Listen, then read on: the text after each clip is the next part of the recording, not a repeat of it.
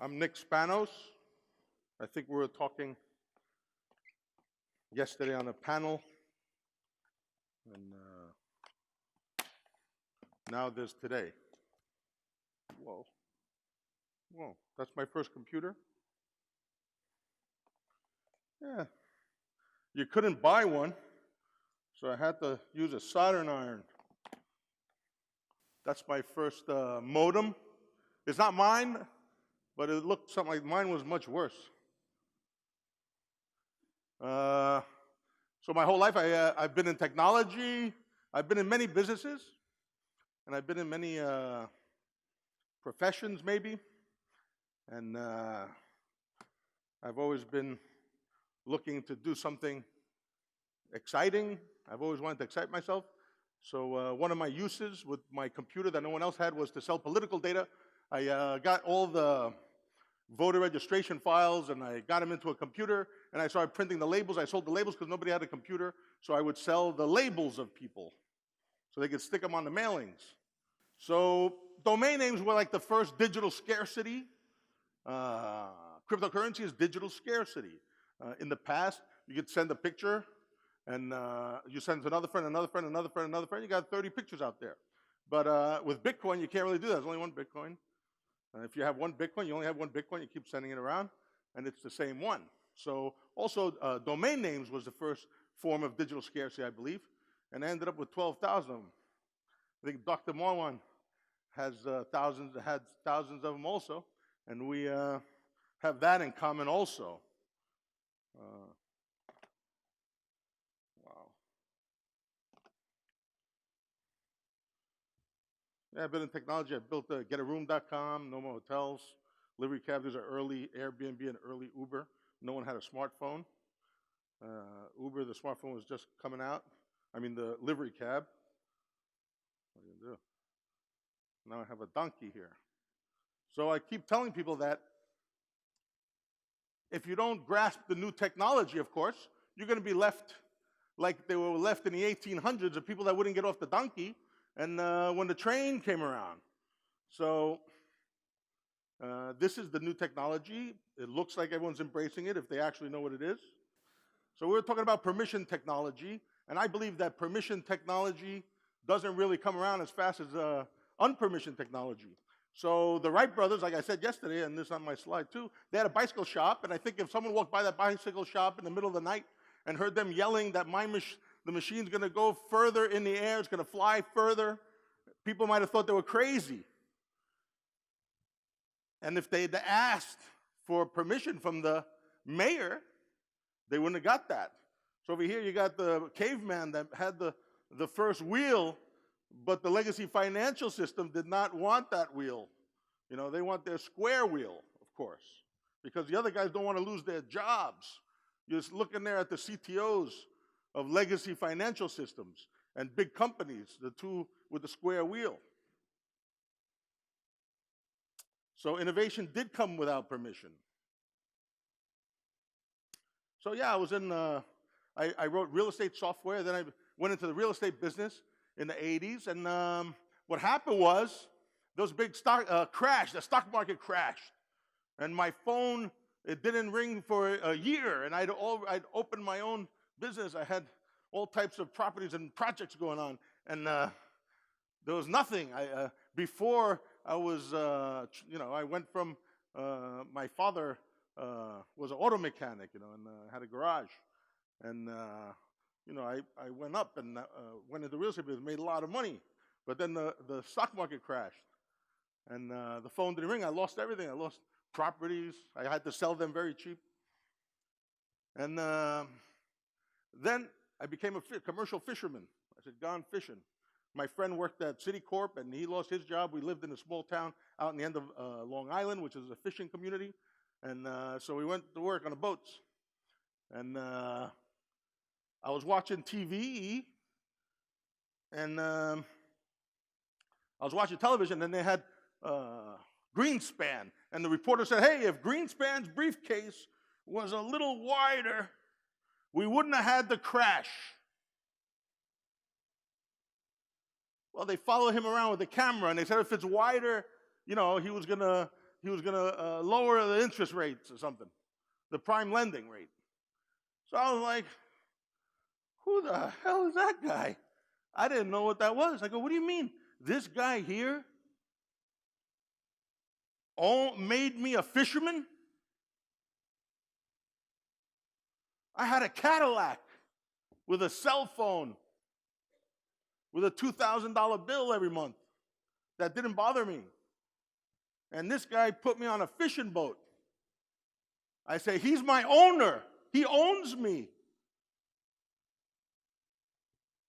Sorry. So I started learning about the Federal Reserve. And I learned many things. And in the past, you know, the dollar was redeemable for gold and silver. $1 was a silver ounce, and 1 ounce of gold was a $20 gold piece. There were many currencies. Ben Franklin was a printer. He was a printer of currencies. Department stores had currencies. Every bank had a currency. You could go to a bank, and you would go and redeem that bank's note for the $20 gold piece, the 1 ounce of gold that was pegged to the dollar. I mean, it wasn't pegged. It was redeemable. The gold was redeemable. The bill was a redeemable certificate for the gold. That all changed. On the bottom there it says Federal Reserve note. I don't know if you know that. So we're talking about the United States there. Many countries are pegged to that. So on the old bills, silver certificate. So this is a Zimbabwe. I was talking to a gentleman yesterday. I was working out in Zimbabwe, and they had hyperinflation. They had a $100 trillion note. It was worth like 78 cents. And people had to get paid 3 times a day. They get it in the morning, they get it in noontime, they get it at night. So they can actually buy something with it. Because every day they were printing more and more because there was nothing scarce. Same with the Bolivar. Hamdan has his friend's condo in his pocket. It's worth less than a penny now, meaning the bills that bought his friend's condo.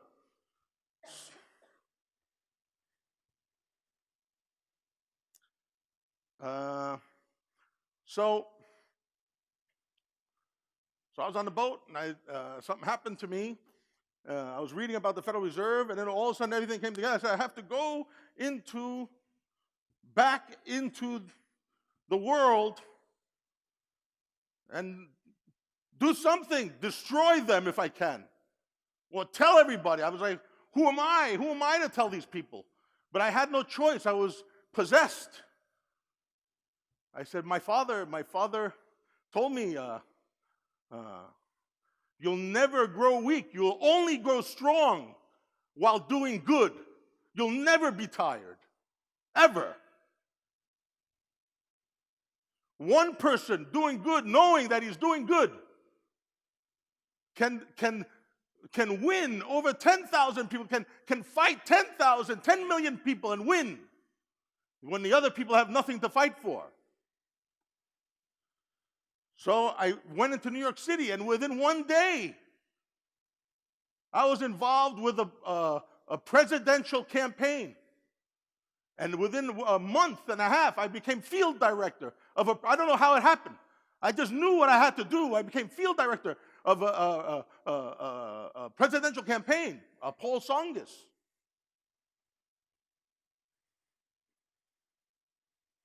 He didn't like the Federal Reserve.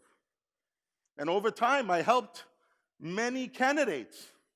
Over the years, I helped many candidates to expose the Federal Reserve. I had the only computers in politics. I would come in, I'd open up all these computers, no one knew what the heck I was doing. And phone banking and polling and micro-targeting. And I found many candidates who were with my ethos to fight, to figure out how we can get a bill on the floor. I find Ron Paul, and we get a bill on the floor, audit the Federal Reserve. Nobody signed it, co-signed it, nothing. Over and over. Then we ran him for president. Then he raised so much money. We did money bombs on the internet. And people would send the money in one day. because the internet was here, and we were all over it because we had a lot of more computers than the other people. And we raised $6 million. We raised $4.3 million on November 5th. There was a movie, Remember the 5th of November. I forgot what it's called. But that was so we made this money bomb, we called it. Everyone sent in on one day, raised $4.3 million without going to one event. And then on the anniversary of when the settlers in the States, under the British rule, did they broke the tea open, acted like Indians, he raised $6 million in one day. So all the politicians ran to say, how'd you do this? How do I do it? But he didn't understand. They didn't understand that it was the message that did it, not Ron Paul preached about competing currencies. Ron Paul preached about many things.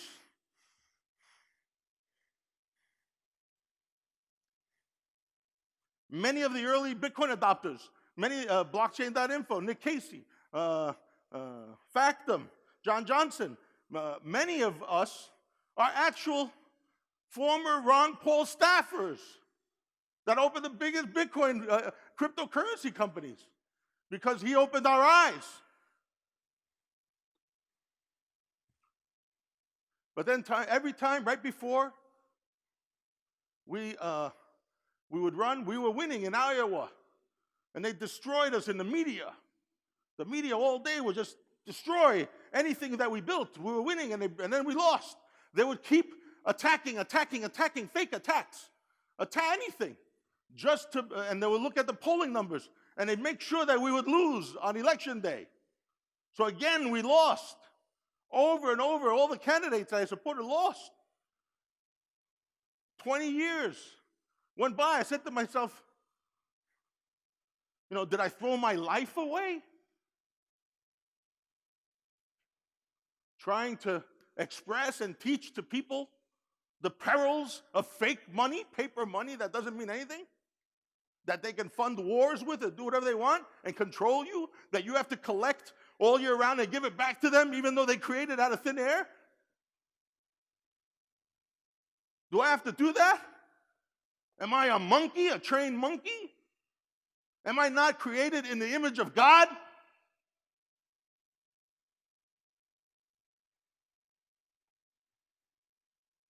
I thought I lost everything. I destroyed my whole life. I had no family. I worked day and night. No family.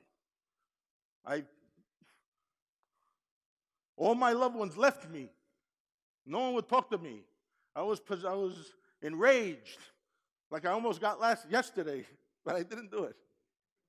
I'm learning. And then I said, I can't win. There's no way to win against these powers, against my owners. I can't win because we can raise all this money, but they just talk on the TV all day for free and destroy us. We can raise hundreds of millions of dollars, and in 2 days they spent billions of dollars just talking against us. They are the political cartel, are the mainstream media. They own you too. So at our events, we had someone had a table, Bitcoin. Here's the white paper. He was handing out a white paper. I was like, what the heck is that? Because there were others. We had Dr. Von Nuthouse made a Liberty Dollar. We had many attempts at making another currency from the late 90s. But always there was a centralized, three-dimensional place that the FBI can come and destroy everything in 5 minutes. And they did. They took his $18 million of gold that he had certificates for, and they just gave it back to him 10 years later, 11 years later. And they didn't do it. They couldn't do anything to it because they didn't do anything illegal. And then I read the white paper, and I said, what the heck? I go, because I had the presupposition that it couldn't work. But then I realized that through decentralization, There could be something that doesn't exist in the three-dimensional world. They control the three-dimensional world. They can come handcuff you in the three-dimensional world. They can take your gold and throw it in the garbage in the three-dimensional world or give it to their friends. But Bitcoin is not in the three-dimensional world. And I found that Bitcoin, that little Bitcoin, and I said, finally, I have a weapon. I have a weapon against my owners. I will not be a slave. I said, finally, I might be able, before I die in this cage, I might be able to run free in the wild. Finally, I could be free. I have a tool, I have a weapon that they cannot destroy on election day. You talk about bubbles? You know how many bubbles I seen? 20 bubbles. I seen it go from $30 to 50 cents. And I laugh. They can't stop it. Oh, sorry. No, yeah, sure, I'll take a water. Oh, I got one right here. No bubbles, please. Forget it. So, I found Bitcoin. We were trading, not even really for money at first. We're trading. I traded a domain name for, if I told you, forget it. I'm not even going to say it because they're going to have like a domain name day, like the pizza day. The guy sent 10,000 Bitcoin for a pizza, 2 pizzas. So I said to myself, so we're trading, and we're in the parks, we're in the alleys, we're meeting up all over the place. And then we're at a Whole Foods, and the guy was dragging the garbage, and the garbage spilled. I was like, oh my God, what are we doing here? There's like 50 people. I said, you know what? And then I see here on the news, the same characters that were talking bad about the candidates. The honest candidates are the same people who are talking bad about Bitcoin. The same ones. I said, I have to do something. Remember, I'm done. I destroyed all the furniture in my office. I destroyed it. I was a big shot in the real estate market in Manhattan.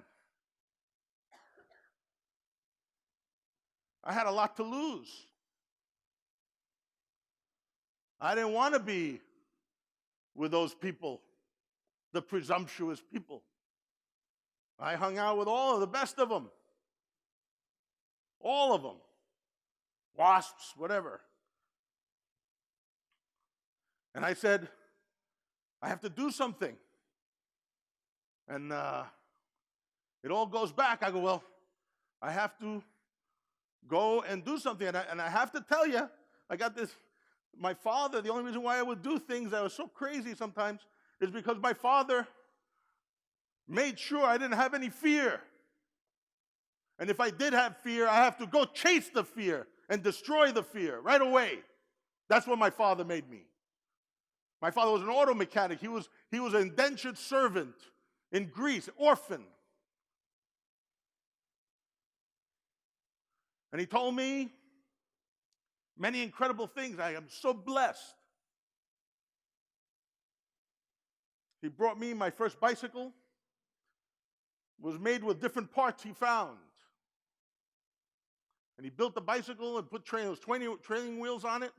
Rusty bicycle. And we were in Astoria in New York City at that time, in Astoria, a Greek neighborhood. And he gave me the bicycle. I was very happy I rode the bicycle with the training wheels. There were other rich kids. They had other brand new bicycles with training wheels also, and they're riding them around. But theirs were fancy bicycles. I couldn't see the difference, but they were laughing at me, and they pointed out to me and said, yours is a crappy bicycle. And after enough people said it to me, I put the bicycle away in the hallway. And then my father, I never saw him. I only saw he went to work 5 in the morning and came home 11 at night. And we only saw him on Sunday when he woke up around 1, 2 o'clock. And he said, why don't you ride the bicycle? And I didn't know what to say. I said, you know what? I don't like the training wheels. I never learned to ride without the training wheels. I said, I don't like the training wheels. He goes, oh, good. So he went downstairs. He took them off with his hands. And outside, I saw the kids with the nice bicycles And they're riding, and they're laughing with their head little pom-poms hanging. I said, listen, I don't want to go outside. He said, why? I go, me katapiezune. And that means they're oppressing me. In Greek, that is a very incredible language. You can all learn Greek. It's a very incredible language. And it says, oh, they're oppressing me. He goes, oh. He goes, they're oppressing you? You must be pretty oppressible, he said to me. So, Bitcoin might have been, in the eyes of many people, pretty oppressible. People were hiding the fact that they were Bitcoiners because there was so much bad news, because the reporters didn't know what the hell it was. So they wrote only bad stories. And the other reporters and the other people knew what it was, and they wanted to destroy it early. They wanted to kill the little lizard, became a Godzilla, and ate the whole planet. All their financial institutions will eat their whole financial institutions. So he said, in the milioni out there, there's millions of them out there. If you listen to what they're thinking, you'll never be able to do anything. There's millions of them. Forget about those people. He said, today we're going to learn the bicycle. There are going to be things in your life that you have to overcome at all times, each and every one of you. Today we're going to learn the bicycle, he said. And after you learn the bicycle, you're going to feel incredible that you conquered one more thing. I said, okay, Dad. Okay, I'm going to do it. Walking me outside. Said that already. You will always have strength while doing good. If you know 100%, you will always have the strength to finish what you start.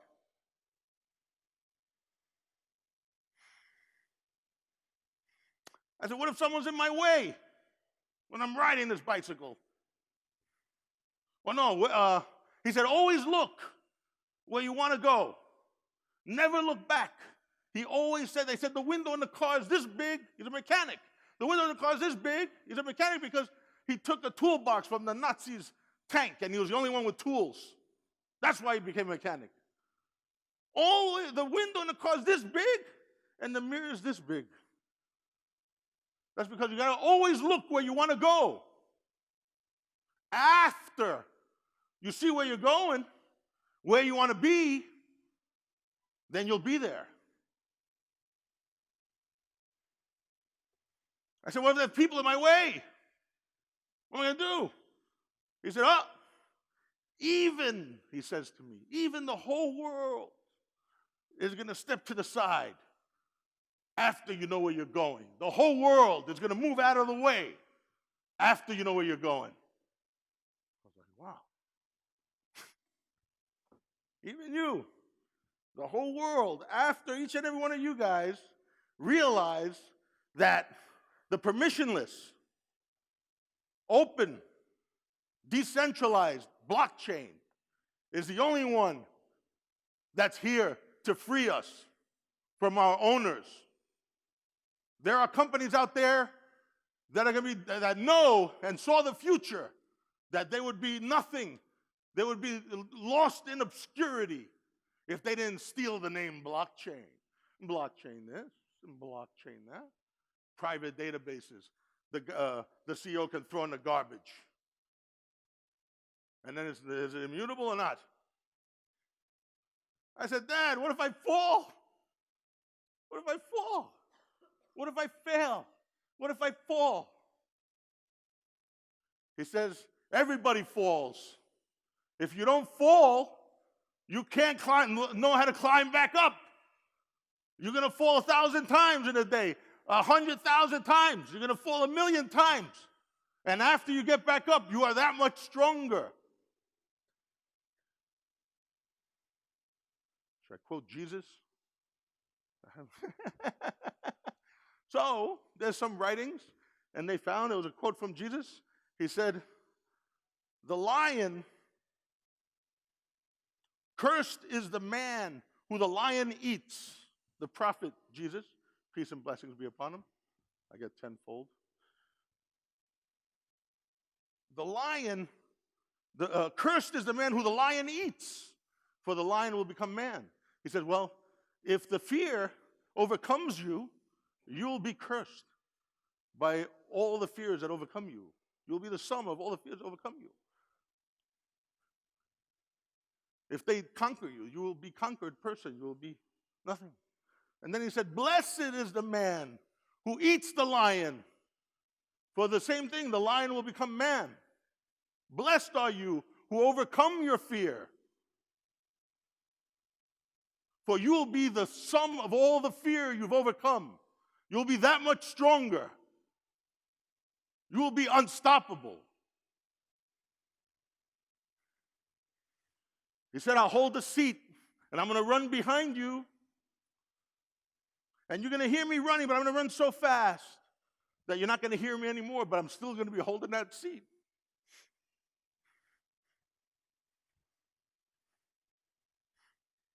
Father passed away, but he's still holding the seat.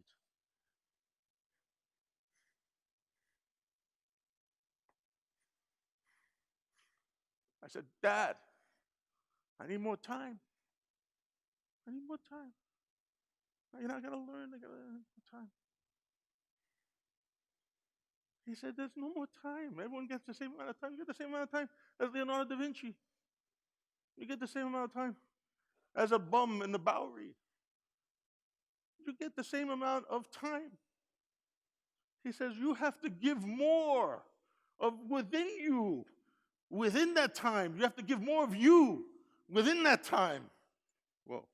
You have to give more of you within that time. You have to give more of you per minute to change the world. Each and every one of you. Every moment is a present. The present is every moment, and you have to unwrap every moment and use every moment. It's a gift per minute, yeah? So then he said, Varda, tu Leonida Varda Macedoni, και ο Νικολάκης θα ρίξει βόλη, και όταν τύχει και πετύχει όλη την γη θα την ραγίσει. He said, step to the side, armies of Leonidas, that's the Spartans. And step to the other side, armies of Alexander the Great. And little Nick is going to throw his hammer. And as he throws his hammer, and the hammer is Bitcoin. As he throws his hammer, the hammer goes further. Every time, yeah, maybe it comes back a little, you know, it goes to 1,054, it comes back to 178. It went to $30, it went down to $50. Now it went to almost $20,000. Oh, wow, 34, you know, Bitcoin's dead. Little Nick throws his hammer. Not just little Nick, Bitcoin is the hammer that we're all throwing, all of us.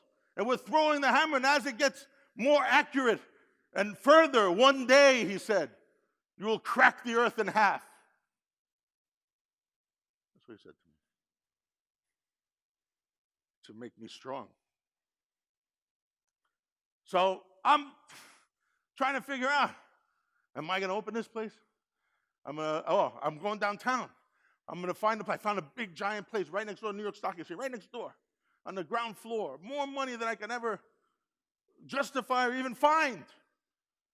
Right next to the New York Stock Exchange. I'm going to open my own exchange. Permissionless, of course, because I don't know anything. I don't have any licenses. I don't know anything. SEC, FBI, whatever. Department of State, Department of Financial Services. I know them now. I open up. I find the biggest space. And I'm about to go sign a lease.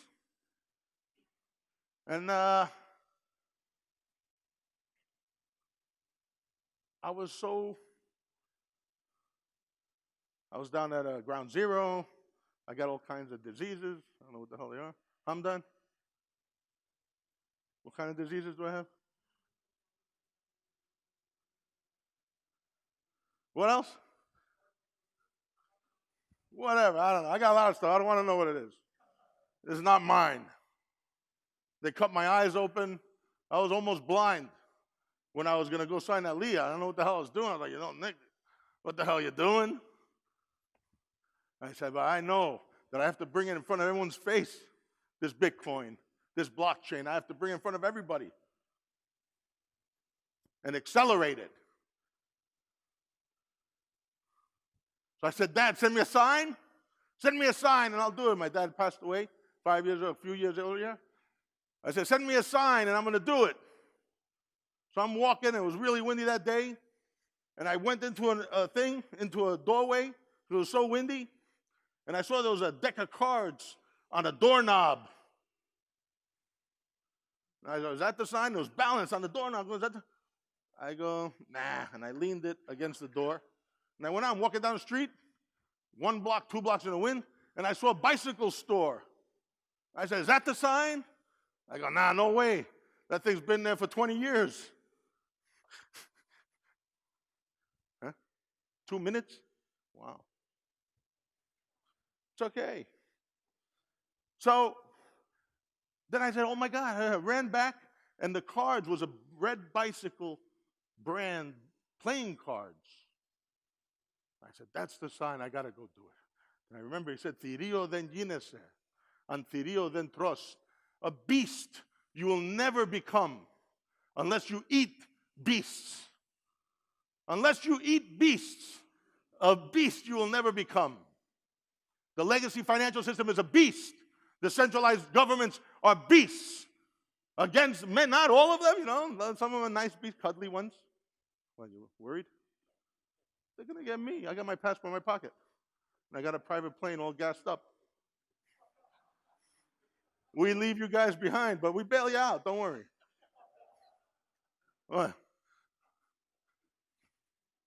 You have to have permissionless blockchains. You can have private blockchains, but you have to put the proof on the permissionless blockchain.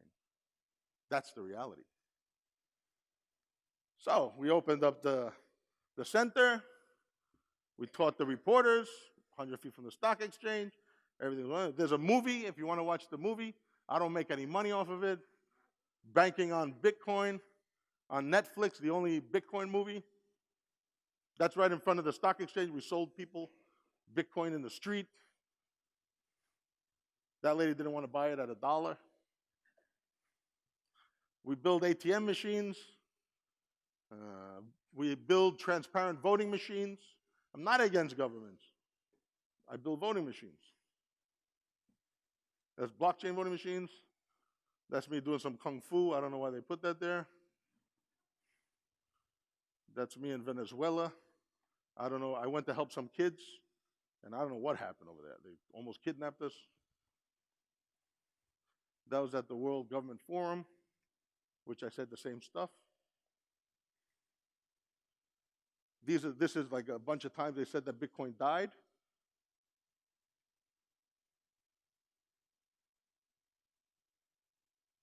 I'm clicking through for the 2 minutes. Oh, I have a project called zap.org. It triggers financial events in smart contracts from information from the three-dimensional world, which I think is going to be the next step. I'm always early. I built all that other stuff, and right now, I believe that full transparency is going to come from decentralized oracles. Oracles are devices, daemons that take data and trigger financial events on smart contracts. I believe that's the future, because but right now, these blockchains are all isolated somewhere. What do you mean not Bitcoin? Bitcoin happens to be the strongest blockchain. If you don't have the crypto asset to support the network, to create the game theory dynamics, you're not really going to have data that's motivated to be true or not in the decentralized fashion. That's why there is a cryptocurrency. But the largest blockchain in the world is a Bitcoin blockchain. You have the second one is the Ethereum blockchain. And these decentralized blockchains are the ones that are honest. You can have data in your own servers, AWS, whatever, but you have to put hashes. You have to run them through an algorithm and put the proof, little tiny proofs on these big blockchains, so no one later can just delete the folders there or try to sell you fake data or destroy your whole thing. So I believe it's an incredible future. We can help hundreds of millions, if not billions of people. The 4 billion people that don't have a bank account, you can drop a cell phone in the middle of a village in Africa, and they can create an economy for the whole village. And I'm inviting everybody into this time. You owe it. You owe it to your children. You owe it to your ancestors. This is the only time ever that we have an opportunity to give more freedom to the individual. It doesn't have to be 100% freedom, more freedoms. I was just talking about me. I'm nuts. So we have to be able to spread this freedom, financial freedom, monetary freedom, to the individuals of the world and help the world. And you'll never grow weary while doing good, ever. And that's about it. Sorry.